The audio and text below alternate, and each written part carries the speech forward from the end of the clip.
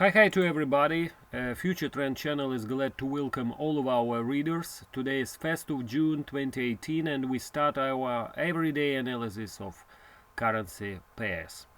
As regarding today, as you know, the United States finally decided to impose tariffs on imported aluminium and steel against such kind of countries like Mexico, Canada and European Union.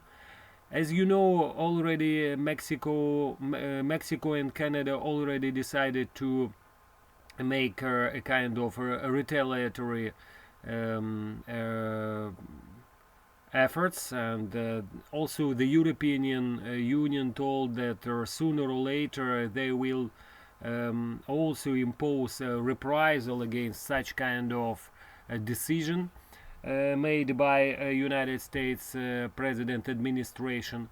All in all, we are back in the period of trading wars, and of course, from the point of view of risk sentiment, that's not a good kind of news, and that's why such kind of currencies like Japanese yen should remain in demand. But anyway, today, let's see the chart of the dollar yen.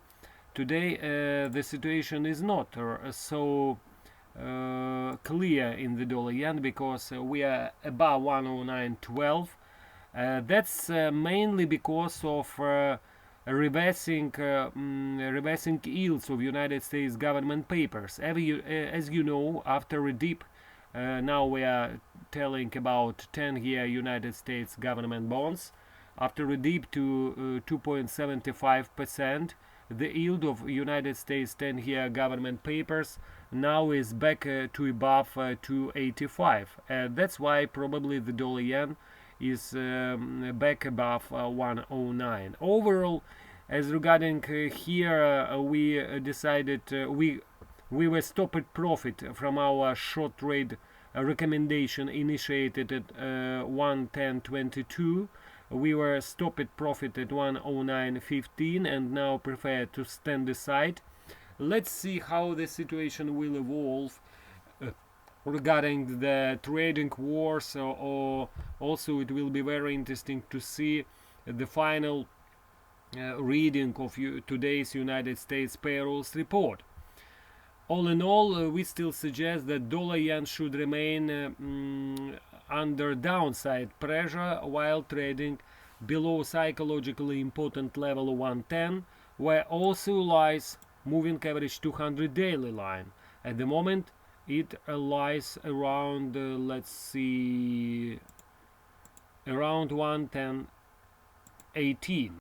As regarding some other currency pairs, we decided to buy the euro dollar. We bought it yesterday at 117.05 on the break above above 2018 downtrend, and that means that we are still in the process of eroding this trend line, and we suggest that taking into account that political situation in such kind of countries like Italy or Spain now is more clear, because as you know, Italians they are more or less ready to form a government. Also, the market is probably used with the fact that in Spain the new socialist candidate will come into power. I mean, a new prime minister. And all in all, we suggest from that point of view, from a point of view of political risks, the situation now is much better for the rebound in the euro dollar. But also here there is another important news in the form of better European consumer price index. Yesterday the market expected the reading of actual numbers of CPI in the Eurozone at around 1.6%. Anyway, we received much better printing of 1.9%. Of course, the core rate in the euro dollar the core rate was anyway at 1.1%, which is not a high kind of reading.